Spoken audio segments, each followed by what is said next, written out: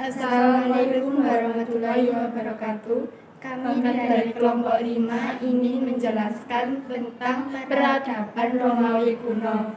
Perkenalkan, saya Nurhayuan Akasa, absen 25. Perkenalkan, saya Fiona Mira Madani, absen 15. Perkenalkan, saya Marinda Putri, absen 20. Perkenalkan, saya Rizia Diva Francisca, absen 29. Assalamualaikum warahmatullahi wabarakatuh. Saya Baris Deka nomor absen 14 dari kelompok 5 akan mempresentasikan materi tentang Romawi kuno. Assalamualaikum warahmatullahi wabarakatuh. Perkenalkan, nama saya Agung Pribadi, nomor absen 2. Saya dari kelompok 5 akan mempresentasikan tentang peradaban Romawi kuno. Terima kasih. Apa itu Romawi kuno? Romawi kuno adalah sebutan bagi peradaban bangsa Romawi yang dibangun sejak sekitar 800 sebelum Masehi.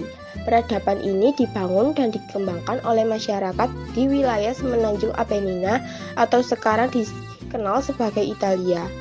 Perkembangan Romawi dipengaruhi oleh kondisi geografisnya yang berada di wilayah strategis, yaitu di kawasan Laut Tengah, sehingga cocok untuk perdagangan. Selain itu, lokasinya yang dikelilingi oleh 7 bukit membuatnya aman dari serbuan bangsa asing. Romawi memiliki iklim yang nyaman dan tanah yang subur untuk kegiatan pertanian. Menurut perkembangannya, pemerintahan Romawi kuno dibagi menjadi 3 zaman, yaitu zaman Kerajaan Romawi 750 sampai 510 sebelum Masehi, Kerajaan Republik Romawi 510 sampai 31 sebelum Masehi, dan zaman Kekaisaran Romawi 31 sebelum Masehi sampai 476 Masehi. Kekaisaran Romawi tumbuh menjadi kekaisaran terbesar di dunia pada abad kuno dengan populasi mencapai 20% dari populasi dunia dan wilayahnya seluas 5 juta persegi pada 117 Masehi. Bagaimana asal-usul Romawi kuno? Asal-usul Romawi kuno. Menurut cerita rakyat, munculnya peradaban Romawi kuno diawali dengan didirikannya kota Roma oleh 2 pemuda bernama Remus dan Remulus pada 750 SM. Penguasa pertama Romawi adalah Romulus, dengan daerah kekuasaan terbatas di kota Roma dan sekitarnya. Kehidupan sosial Romawi kuno. Perkembangan bangsa Romawi di bidang sosial adalah munculnya sistem pembagian kelas ke dalam 2 golongan, yaitu patricia dan plebea. Golongan patricia terbatas di kalangan orang-orang yang memiliki tanah luas atau secara turun-temurun telah menjadi kelas aristokrat, sedangkan golongan plebea diisi oleh masyarakat biasa, tetapi tidak semuanya miskin. Ada juga orang plebea yang kaya dan tetap dimiliki hak dalam berpolitik serta melakukan usaha-usaha untuk menunjang kehidupan ekonomi mereka. Hal yang membedakan dengan Yunani, peradaban Romawi kuno mempunyai karakteristik khusus untuk membedakannya dengan peradaban Yunani. Masyarakat Romawi lebih fokus dalam membangun sistem pemerintahan, hukum, dan undang-undang untuk negara. Hukum berupa Corpus Juris Civilis yang kumpulan undang-undang dikeluarkan pada tahun 529 hingga 534 atas perintah Kaisar Bizantium Justinianus I. Hukum ini menjadi landasan serta patokan yang kuat bagi perkembangan hukum di seluruh Indonesia. Pasukan Romawi pun dikenal sangat kuat karena dilatih dengan baik dan sangat disiplin. Karakteristik peradaban Romawi kuno lainnya adalah inovasi yang mengagumkan di bidang arsitektur, contohnya dengan membangun monumen-monumen, istana, dan fasilitas umum berukuran raksasa. Selain itu, peradaban Romawi kuno mempunyai andil besar dalam perkembangan bahasa, agama, tata masyarakat, teknologi, hukum, politik, kesenian, dan masih banyak lainnya. Di mana letak geografis Romawi kuno? Letak geografis Romawi merupakan tempat kuno di Eropa yang menjadi sumber kebudayaan Barat. Terletak di semenanjung Apennina, batas-batasnya adalah sebelah utara semenanjung Apennina bersambung dengan daratan Eropa yang terdapat pegunungan Alpen sebagai batas alam yang memanjang.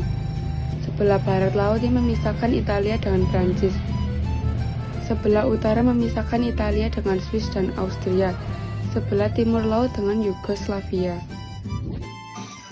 Kepercayaan yang dianut adalah Pada awalnya, kepercayaan bangsa Romawi adalah animisme dan politeisme.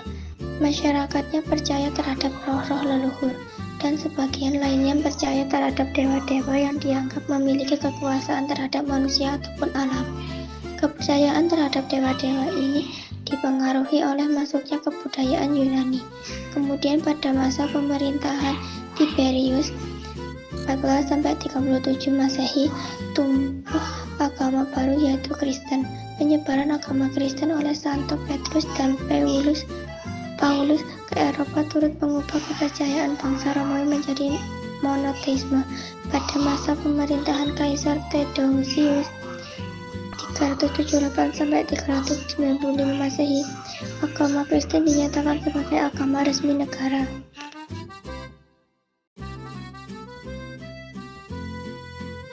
Sebagian besar orang di Romawi adalah petani, dan beberapa petani adalah budak, meskipun sebagian besarnya adalah orang merdeka.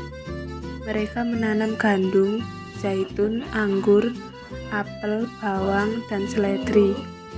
Mereka biasanya menjual hasil panen mereka di pasar kota.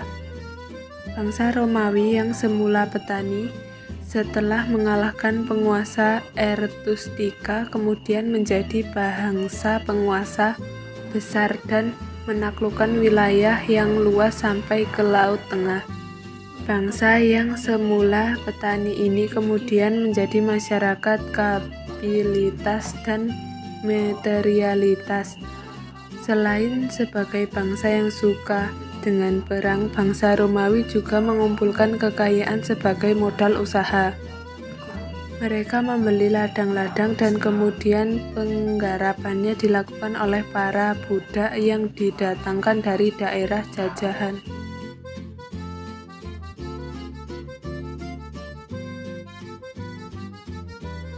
Pertarungan gladiator di Koloseum. Pada zaman dahulu, Koloseum digunakan sebagai tempat pertunjukan pertarungan gladiator dan tempat pertarungan laut tiruan. Bangunan ini terdapat 3 susunan tempat duduk yang dapat menampung kurang lebih 50 orang. Tembok Hadrian sang tembok pelindung. Tembok Hadrian dibangun oleh masyarakat Romawi kuno untuk melindungi diri dari serangan kaum barbar. Tembok sepanjang 117 km ini dibangun pada 120 Masehi, ketika pemerintahan Kaisar Hadrian. Tembok Kaisar Hadrian terbuat dari batu dan tanah yang melintasi wilayah Inggris Utara. Monumen Kemenangan Arco di Konstantino, sebuah pelengkung kemenangan di Roma yang terletak di antara Kolosium dan Lembah Palatin. Pelengkung tersebut didirikan oleh Senat Romawi untuk memperingati kemenangan Konstantinus I atas Maxentius di pertempuran jembatan Milvian. Balap kereta kuda Circus Maximus. Circus Maximus adalah arena balap kuda yang terletak di lembah antara Bukit Palatin dan Aventin. Arena yang dibangun pada 600 sebelum Masehi ini dulunya sering diisi oleh kurang lebih 250 orang warga Roma yang datang untuk menyaksikan pertarungan balap kereta kuda liar yang sering membunuh.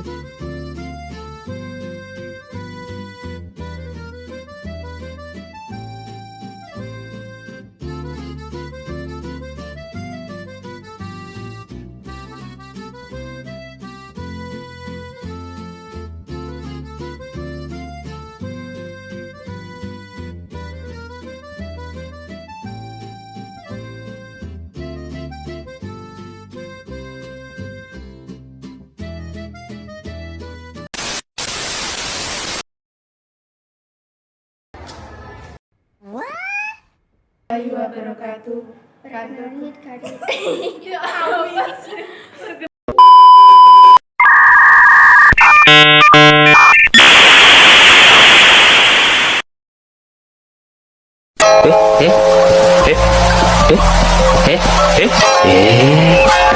Eh